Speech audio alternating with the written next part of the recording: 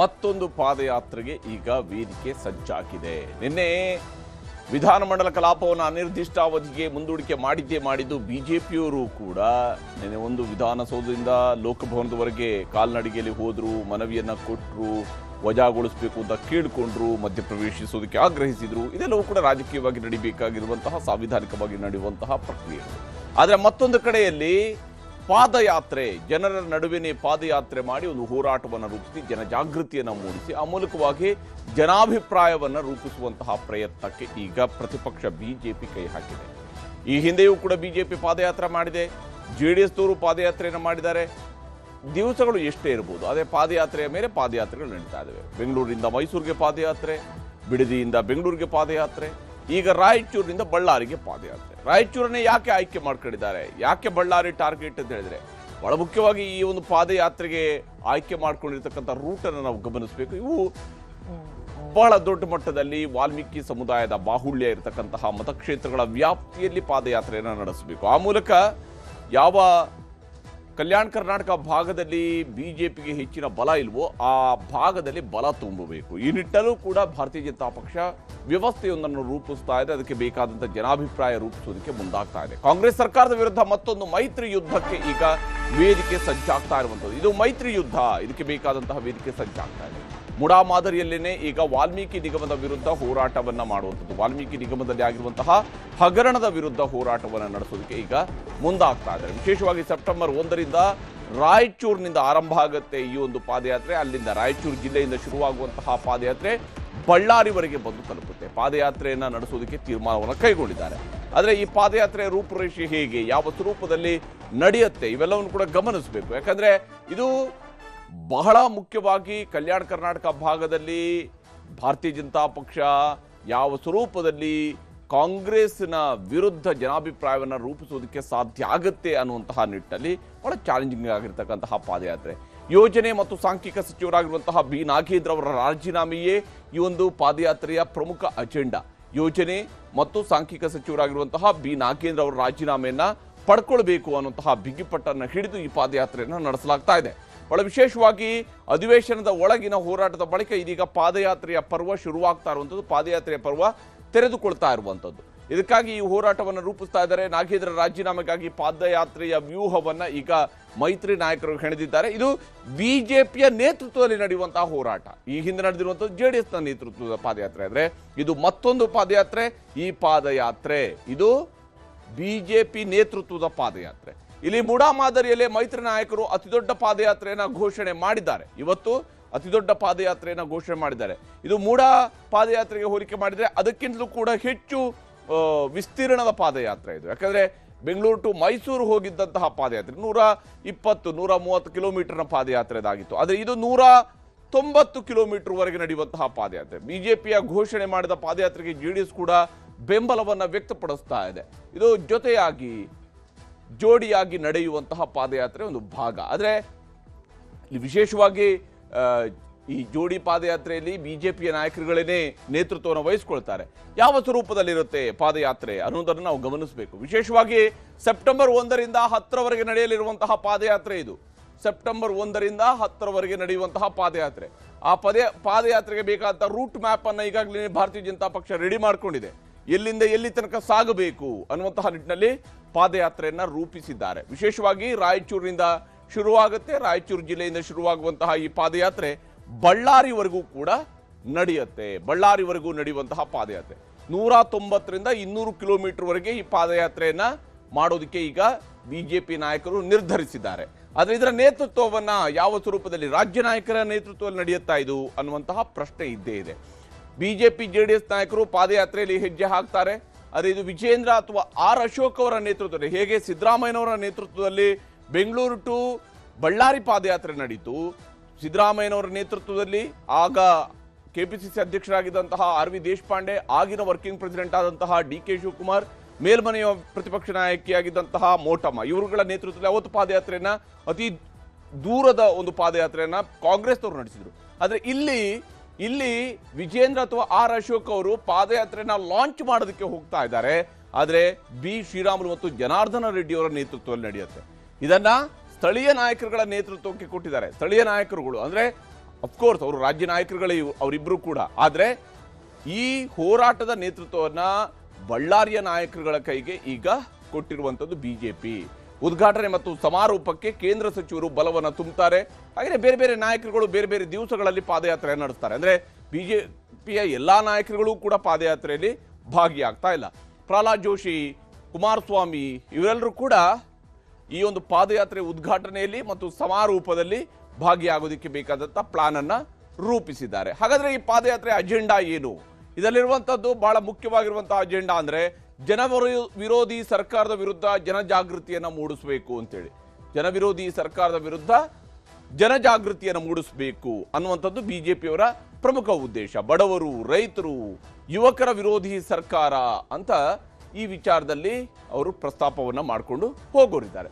ಕೇವಲ ನಾಗೇಂದ್ರ ಒಬ್ಬರನ್ನ ಮಾತ್ರ ಟಾರ್ಗೆಟ್ ಮಾಡೋದಲ್ಲ, ಅದರ ಬದಲಿಗೆ ಇಡೀ ಕಾಂಗ್ರೆಸ್ ಸರ್ಕಾರವನ್ನ ಅಭಿವೃದ್ಧಿಯ ಬದಲು ಭ್ರಷ್ಟಾಚಾರಕ್ಕೆ ಇವರು ಆದ್ಯತೆಯನ್ನ ಕೊಟ್ಟಿದ್ದಾರೆ ಅನ್ನುವಂತಹ ಅಜೆಂಡಾ. ಈ ರೀತಿಯಾದಂತಹ ಅಜೆಂಡಾಗಳನ್ನು ಮುನ್ನೆಲೆಗೆ ತಂದು ಅದರ ಆಧಾರದ ಮೇಲೆ ಹೋರಾಟವನ್ನು ನಡೆಸೋದಕ್ಕೆ ಬಿಜೆಪಿ ನಾಯಕರುಗಳು ಮುಂದಾಗಿರುವಂಥದ್ದು. ಈ ಅಜೆಂಡಾಗಳನ್ನ ಅವರು ಈಗಾಗಲೇ ರೆಡಿ ಮಾಡ್ಕೊಳ್ತಾ ಇದ್ದಾರೆ. ಇದೇ ಅಜೆಂಡಾಗಳನ್ನ ಜನರ ಮುಂದೆ ಇಡ್ತಾ ಇದ್ದಾರೆ ಮತ್ತು ಭ್ರಷ್ಟರ ರಾಜೀನಾಮೆ ಆಗಬೇಕು, ಭ್ರಷ್ಟ ನಾಯಕರಾಗಿರತಕ್ಕಂತಹ ನಾಗೇಂದ್ರ ಅವರ ರಾಜೀನಾಮೆ ಆಗಬೇಕು ಅಂತ ಹೇಳಿ ಬಿಜೆಪಿಯವರು ಆಗ್ರಹಿಸಲಿದ್ದಾರೆ.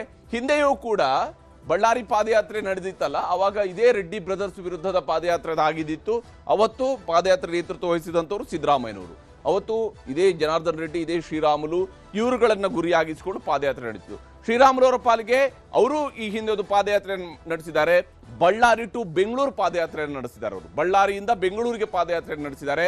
ಅವರದೇ ಆದಂತಹ ಒಂದು ಪಕ್ಷವನ್ನು ಕಟ್ಟಿದಂತಹ ಸಂದರ್ಭದಲ್ಲಿ 2013ರಲ್ಲಿ ಒಂದು ಪಾದಯಾತ್ರೆಯನ್ನು ಅವರು ನಡೆಸಿದರು. ಈಗ ಸರ್ಕಾರದ ಬಂಡವಾಳವನ್ನ ಬಯಲು ಮಾಡೋದಕ್ಕಾಗಿ ಅಂತ ಹೇಳಿ ರಾಯಚೂರಿನಿಂದ ಬಳ್ಳಾರಿಗೆ ರಾಮುಲು ಮತ್ತು ರೆಡ್ಡಿ ನೇತೃತ್ವದಲ್ಲಿ ಪಾದಯಾತ್ರೆಯನ್ನ ನಡೆಸೋದಕ್ಕೆ ತೀರ್ಮಾನವನ್ನ ಕೈಗೊಳ್ಳಲಾಗಿದೆ. ಆ ಒಂದು ತೀರ್ಮಾನದೊಂದಿಗೆ ಹೊರಟಿದ್ದಾರೆ. ಈ ವಿಚಾರದಲ್ಲಿ ಬಿಜೆಪಿ ಹಾಗೂ ಜೆಡಿಎಸ್ ನಾಯಕರುಗಳು ಏನು ಹೇಳ್ತಿದ್ದಾರೆ ಅನ್ನೋದು ನಿಮ್ಗೆ ತೋರಿಸ್ತೀನಿ.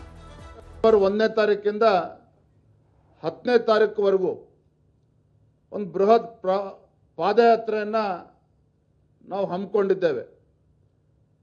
1ನೇ ತಾರೀಕು ರಾಯಚೂರು ಜಿಲ್ಲೆಯಿಂದ ಪ್ರಾರಂಭ ಆಗ್ತಕ್ಕಂಥ ನಮ್ಮ ಈ ಪಾದಯಾತ್ರೆ ಬಳ್ಳಾರಿನಲ್ಲಿ ಸಮಾರೋಪ ಆಗ್ತದೆ. ಮಾನ್ಯ ಕುಮಾರಸ್ವಾಮಿ ಅವರಿಗೂ ಕೂಡ ನಾವು ಮಾತನಾಡಿದ್ದೇವೆ. ಅವರು ಕೂಡ ಇದಕ್ಕೆ ಸಂಪೂರ್ಣ ಬೆಂಬಲವನ್ನು ನೀಡ್ತಾರೆ. ಪಾದಯಾತ್ರೆಗೆ ಜೆಡಿಎಸ್ ಸಂಪೂರ್ಣ ಬೆಂಬಲವನ್ನು ನೀಡ್ತಾ ಇದೆ. ಉದ್ಘಾಟನೆಗೂ ಕೂಡ ಬರ್ತಾರೆ, ಸಮಾರೋಪಕ್ಕೂ ಕೂಡ ಬರ್ತಾರೆ. ಈ ಕಾಂಗ್ರೆಸ್ ಸರ್ಕಾರ ಮಾನ್ಯ ಮುಖ್ಯಮಂತ್ರಿಗಳು ಅಧಿವೇಶನವನ್ನು ಕಡಿತಗೊಳಿಸಿ ಪಲಾಯನವಾದ ಮಾಡಿರುವಂಥದ್ದು, ಅಂದರೆ ಎಲ್ಲೋ ಒಂದು ಕಡೆ ಸತ್ಯವನ್ನು ಎದುರಿಸೋದಕ್ಕೆ ಸಾಧ್ಯ ಆಗದೇನೆ ಸದನದಲ್ಲಿ ಇವೆಲ್ಲವೂ ಕೂಡ ಚರ್ಚೆ ಆದರೆ ಈ ಕಾಂಗ್ರೆಸ್ ಸರ್ಕಾರದ ಮುಖವಾಡ ಬಯಲಿಗೆಳೆದಂತಾಗ್ತದೆ ಅಂಥೇಳಿ ಚರ್ಚೆಗೂ ಕೂಡ ಅವಕಾಶ ಕೊಡದೇನೆ ಇವತ್ತು ಮುಖ್ಯಮಂತ್ರಿಗಳು ಓಡೋಗಿರುವಂಥದ್ದನ್ನು ಕೂಡ ನಾವು ನೋಡ್ತಾ ಇದ್ದೇವೆ. ಅಧಿವೇಶನ ಇನ್ನು 3 ದಿನ ಬಾಕಿ ಇರೋವಾಗೆ ಅಧಿವೇಶನವನ್ನು ರದ್ದು ಮಾಡಿ ಹೋಗಿರುವಂಥದ್ದು ಇದು ಕಾಂಗ್ರೆಸ್ಸಿನ ಹಿನ್ನಡೆ. ಇದು ಕಾಂಗ್ರೆಸ್ಸಿಗೆ ಹಿನ್ನಡೆ ಇದು ಅಂತ. ಹಿಂದೆ ಈಶ್ವರಪ್ಪನವರ ಘಟನೆ ಆದಾಗ ಅದು ಆತ್ಮಹತ್ಯೆ ಆಗಿತ್ತು. ಒಬ್ಬ ಕಾಂಟ್ರಾಕ್ಟರ್ ಆತ್ಮಹತ್ಯೆ ಮಾಡಿಕೊಂಡು ಭಾಳ ಹಂಗಾಮ ಮಾಡಾಕಿದ್ರು. ಅವತ್ತು ನಾವು ತೀರ್ಮಾನ ಮಾಡಿದ್ರಿ ವ್ಯಕ್ತಿ ಮುಖ್ಯನಾ ಸದನ ಮುಖ್ಯನಾ ಅಂತೇಳಿ. ನಮ್ಮೆಲ್ಲ ಶಾಸಕರು ಅವತ್ತಿನ ಎಲ್ಲ ಮಂತ್ರಿಗಳು ಇಲ್ಲ ಸದನ ಮುಖ್ಯ ವ್ಯಕ್ತಿ ಮುಖ್ಯ ಅಲ್ಲ ಅಂತೇಳಿ ತೀರ್ಮಾನಕ್ಕೆ ಬಂತು. ಅವತ್ತೇನೂ ದಾಖಲೆ ಇಲ್ಲದೆ ಒಂದೇ ಒಂದು SMS ಈಶ್ವರಪ್ಪನವ್ರನ್ನ ಒಂದು ರೀತಿ ಬಲಿ ತಗೊಂಡು ನಾವು ಸದನ ನಡೆಸೋಕ್ಕೆ ಅವಕಾಶ ಮಾಡಿಕೊಟ್ರಿ. ಹಠ ಹಿಡಲಿಲ್ಲ, ದುರ್ಯೋಧನ ಥರ ಹಠ ಹಿಡೀಲಿಲ್ಲ. ನಾವು ಧರ್ಮವಾಗಿ ಸದನ ನಡಿಬೇಕು ಅಂತ ಹೇಳಿದ್ರಿ. ಸದನದಲ್ಲಿ ಉತ್ತರ ಕೊಡೋದ್ರ ಬದಲಾಗಿ ಅಧಿವೇಶನನೇ ಬಂದ್ ಮಾಡಿಬಿಟ್ರಿ ನೀವು. ನಾವು ನಾಗೇಂದ್ರನ್ನ ಬಂದ್ ಮಾಡಿ ಅಂದರೆ ನೀವು ಅಧಿವೇಶನನೇ ಬಂದ್ ಮಾಡಿಬಿಟ್ರಿ. ಆ ಮುನಿಸು ಬಂದಿರೋದು ಎದ್ದು ಕಾಣ್ತಾ ಇತ್ತು ಅಧಿವೇಶನದಲ್ಲಿ. ಸಿದ್ದರಾಮಯ್ಯನವರ ಮುನಿಸು ಟಗರು ಅದು ಹಿಂದೆ 10 ಹೆಜ್ಜೆ ಹಿಂದಕ್ಕೆ ಹೋದರೆ ಅದೇನೋ ಕೇಳಂತೆ. ಅದು ಟಗರೇನ ಸೈಲೆಂಟ್ ಆಯಿತು ಅಂದರೆ ಅದು ಡೇಂಜರ್ ಅಂತೆ, ಅಂದರೆ ಗುದ್ದುತ್ತೈತೆ ಅಂತ ಅರ್ಥ. ಯಾಕೆಂದ್ರೆ ಈ ಡಿ ಕೆ ಶಿವಕುಮಾರ್ ಅವರು ಮುಖ್ಯಮಂತ್ರಿ ಆದ ತಕ್ಷಣ ಅವರು ಹೇಳಿದ್ದಷ್ಟೇನೆ, ಯಾರು ಲಂಚ ಕೇಳಿದ್ರೆ ಅವ್ರ ತಕ್ಷಣ ನನಗೆ ಗಮನಕ್ಕೆ ತನ್ನಿ, ನಾನು ಅಂಥವ್ರನ್ನ ಮುಲಾಜಿಲ್ದಂಗೆ ₹1 ಲಂಚ ತಗೊಂಡ್ರು ಅವ್ರನ್ನ ತೆಗೆದಾಕ್ತೀನಿ ಅಂತಕ್ಕಂಥ ಮಾತು ಹೇಳಿದವರು 180 ಕೋಟಿ. ಇವರು ₹1ಗೆಲ್ಲ ಲೆಕ್ಕ ಇಲ್ಲ ಅಂತ ಕಾಣಿಸ್ತದೆ. ಬರೀ ಕೋಟಿ ಲೆಕ್ಕದಲ್ಲಿದ್ದವ್ರಿಗೆ ಇವ್ರಿಗೆ ಅವಕಾಶ ಮಾಡಿಕೊಡ್ತಾರೆ ಅಂತ ನಮ್ಮೆಲ್ಲರಿಗೂ ಕೂಡ ಅನ್ನಿಸ್ತಾ ಇದೆ. ಅಂದಿನ ಮುಖ್ಯಮಂತ್ರಿಗಳು floor of the house in both the houses admitted that it is not 187 crore, it is 89 crore 63 lakhs ಅಂತೇಳಿ ಮೊನ್ನೆ ಸಿದ್ದರಾಮಯ್ಯನವರು ಫ್ಲೋರ್ ಅಲ್ಲಿ ಒಪ್ಕೊಂಡಿದ್ದಾರೆ. ಒಪ್ಕೊಂಡ ಮೇಲೆ ಮತ್ತೆ ಚೇಂಜಸ್ ಆಗಿದ್ದಾದ್ರೆ ಏನು? Nothing changes. Case is pending, still the charge sheet is not filed, same allegation, same crores of rupees ಆಗಿರ್ತಕ್ಕಂಥದ್ರಲ್ಲಿ chief secretary ಪತ್ರ ಬರೆದಿದ್ದಾರೆ. ಇದು ರಿಕವರಿ ಮಾಡಿ. ಈ ಬಿಜೆಪಿ ಮತ್ತು ಜೆಡಿಎಸ್ನ ನಾಯಕರುಗಳ ಈ ಮಾತುಗಳಿಗೆ ಜಲಸಂಪನ್ಮೂಲ ಸಚಿವರಾಗಿರುವಂತಹ ಸ್ವಾಮಿಯವರು ತಿರುಗೇಟನ್ನು ಕೊಟ್ಟಿದ್ದಾರೆ. ಅವ್ರಿಗೆ ಯಾವುದು ಸಬ್ಜೆಕ್ಟ್ ಇಲ್ಲ. ಅವ್ರಿಗೆ ಈ ಅಸೆಂಬ್ಲಿ ಒಳಗಡೆ ಇರ್ತಕ್ಕಂಥ ರೈತರ ಸಮಸ್ಯೆ ಬಗ್ಗೆ ಚರ್ಚೆ ಮಾಡಲಿಕ್ಕೆ ಏನೂ ಮೆಟೀರಿಯಲ್ ಇಲ್ಲದೇ ಇರೋದ್ರಿಂದ, ಸರ್ಕಾರದ ಬಗ್ಗೆ ಬ್ಲೇಮ್ ಮಾಡೋದಕ್ಕೆ ಏನೂ ಇಲ್ಲದೇ ಇರೋದ್ರಿಂದ ಇದೊಂದು ಸಬ್ಜೆಕ್ಟನ್ನು ಇಟ್ಕೊಂಡಿದ್ದಾರೆ. ಸೊ ನಾವೇನು ಹೇಳೋದು ಅವರಿಗೆ, ವಾಕ್ ಮಾಡ್ಕೊಂಡು ಬರಲಿ ಬಿಡಿ ಒಂದಷ್ಟು ದಿವಸ. ಅಶೋಕ್ ಒಂದು ಸ್ವಲ್ಪ ವಾಕ್ ಮಾಡಬೇಕು ಅಂತ ಅನಿಸಿರ್ಬೇಕು, ವಾಕ್ ಮಾಡ್ತಾರೆ. ನಾವೇನು ಮಾಡೋಕ್ಕಾಗತ್ತೆ? ಪ್ರಜಾಪ್ರಭುತ್ವದಲ್ಲಿ ಪ್ರತಿಭಟನೆ ಮಾಡ್ತಕ್ಕಂಥದ್ದನ್ನ ಬೇಡ ಅನ್ನೋಕ್ಕಾಗತ್ತಾ? ಸೊ ನಾನು ಮೊನ್ನೆಲೇ ಹೇಳಿದೆ, ಗವರ್ನರು ಕಾನ್ಸ್ಟಿಟ್ಯೂಷನ್ ಹೆಡ್ ರಾಜ್ಯಕ್ಕೆ ಅವರೇ ಸ್ವೇರಿಂಗ್ ಮಾಡೋದಕ್ಕೆ ಅನುಮತಿ ಕೊಟ್ಟು ಅವರೇ ಸ್ವೇರಿಂಗ್ ಕೊಡಿಸಿರೋದು. ನಮ್ಮನ್ನೆಲ್ಲ ಕೇಳಬೇಕಾಗಿರೋದು, ಅವ್ರನ್ನ ಕೇಳಬೇಕಾಗಿತ್ತು. ಹೀಗೆ ಇಲ್ಲಿ ಆರೋಪಕ್ಕೆ ಪ್ರತ್ಯಾರೋಪಗಳು ಸಿಗ್ತಾ ಇದ್ದಾವೆ. ಆದರೆ ಇದೇ ಸಂದರ್ಭದಲ್ಲಿದೆ ದಳಪತಿಗಳು ನೈಸ್ ಫೈಟ್ ಅನ್ನು ಕೂಡ ತೀವ್ರಗೊಳಿಸೋದಕ್ಕೆ ರೆಡಿ ಆಗ್ತಾ ಇದ್ದಾರೆ. ಒಂದು ಕಡೆಯಲ್ಲಿ ಬಿಜೆಪಿಯಿಂದ ವಾಲ್ಮೀಕಿ ಹೋರಾಟ, ಮತ್ತೊಂದು ಕಡೆಯಲ್ಲಿ ದಳಪತಿಗಳಿಂದ ನೈಸ್ ಹೋರಾಟ, ಇವೆರಡು ಜೊತೆಯಾಗಿ ನಡೆಯುತ್ತೆ. ಬಿಜೆಪಿ ಪಾದಯಾತ್ರೆ ಹೊತ್ತಲ್ಲೇ ಜೆಡಿಎಸ್ನಿಂದಲೂ ಕೂಡ ಸರ್ಕಾರಕ್ಕೆ ಬಿಸಿ ಮುಟ್ಟಿಸೋದಕ್ಕೆ ಬೇಕಾದಂತಹ ತಯಾರಿ ಈಗ ಶುರುವಾಗಿರುವಂಥದ್ದು. ನೈಸ್ ಹೋರಾಟದ ಪಟ್ಟು ಬಿಗಿಗೊಳಿಸೋದಕ್ಕೆ ಜೆಡಿಎಸ್ ಮುಂದಾಗಿದೆ. ಜೆಡಿಎಸ್ ಯಾವ್ಯಾವ ಕಾಲಗಳಲ್ಲಿ ನೈಸ್ ವಿಚಾರಗಳಲ್ಲಿ ಯಾವ್ಯಾವ ಸ್ವರೂಪಗಳ ಹೋರಾಟಗಳನ್ನು ಮಾಡ್ತಾ ಬಂದಿದೆ ಅನ್ನೋದಕ್ಕೆ ಒಂದು ದೊಡ್ಡ ಇತಿಹಾಸ ಇದ್ದೇ ಇದೆ. ಈಗ ನೈಸ್ ರಸ್ತೆಯಲ್ಲಿ ಅಕ್ರಮ ಟೋಲ್ ಸಂಗ್ರಹವನ್ನ ಮಾಡ್ತಾ ಇದ್ದಾರೆ ಅನ್ನುವಂತಹ ದೂರನ್ನ ಮುಂದಿಟ್ಟುಕೊಂಡು ಹೋರಾಟಕ್ಕೆ ಈಗ ಕುಮಾರಸ್ವಾಮಿ ಅವರು ಕರೆ ಕೊಟ್ಟಿದ್ದಾರೆ. ರಾಜ್ಯ ಸರ್ಕಾರದ ಮುಖ್ಯ ಕಾರ್ಯದರ್ಶಿ ಶಾಲಿನಿ ರಜನೀಶ್ ಅವರಿಗೆ ಇವತ್ತು ಜೆಡಿಎಸ್ನ ನಾಯಕಗಳು ಹೋಗಿ ದೂರನ್ನ ಸಲ್ಲಿಕೆ ಮಾಡಿದ್ದಾರೆ. ವಿಶೇಷವಾಗಿ ರಾಜ್ಯಪಾಲರಿಗೂ ಕೂಡ ದೂರನ್ನು ಕೊಡೋದಕ್ಕೆ ಜೆಡಿಎಸ್ನ ನಿಯೋಗ ಪ್ಲಾನ್ ಅನ್ನ ಮಾಡಿಕೊಂಡಿರುವಂಥದ್ದು. ಈ ಹೋರಾಟದ ಮೂಲಕವಾಗಿ ಕೋರ್ಟ್ ಚೀಮಾರಿ ಹಾಕಿದೆ. ಹೀಗಾಗಿ ಕುಮಾರಸ್ವಾಮಿ ಅವರು ಏನು ನಿರ್ದೇಶನಗಳನ್ನ ನೀಡ್ತಾ ಇದ್ದಾರೆ ನಮ್ಮ ಕಾರ್ಯಕರ್ತರುಗಳಿಗೆ, ಅದನ್ನ ಮನವರಿಕೆ ಮಾಡಿಕೊಟ್ಟು ನೀವು ಯಾವುದೇ ಕಾರಣಕ್ಕೂ ನೈಸ್ಗೆ ಟೋಲ್ ಕಲೆಕ್ಟ್ ಮಾಡೋದಕ್ಕೆ ಅವಕಾಶವನ್ನು ಮಾಡಿ ಕೊಡಬಾರ್ದು ಅನ್ನುವಂಥ ಒತ್ತಾಯವನ್ನು ಮಾಡೋದಕ್ಕೆ ಹೊರಟಿದ್ದಾರೆ ಈಗ ಜೆಡಿಎಸ್ನವರು. ಈ ವಿಚಾರದಲ್ಲಿ ಸಚಿವ ಸ್ವಾಮಿ ಅವರು ಮಾತನಾಡಿದ್ದಾರೆ. ತೋರಿಸ್ತಾರೆ.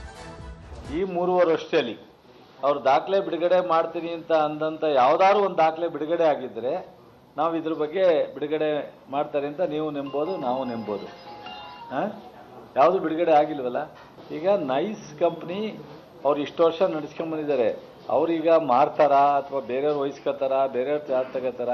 ಸುಮ್ಮನೆ ಇವರು ಹಿಟ್ ಅಂಡ್ ರನ್ ಕೇಸಿಗೆ ಮಾತಾಡಿದ್ರೆ ಕುಮಾರಸ್ವಾಮಿ ಅವ್ರಿಗೆ ಏನು ಹೇಳೋಕ್ಕಾಗತ್ತೆ?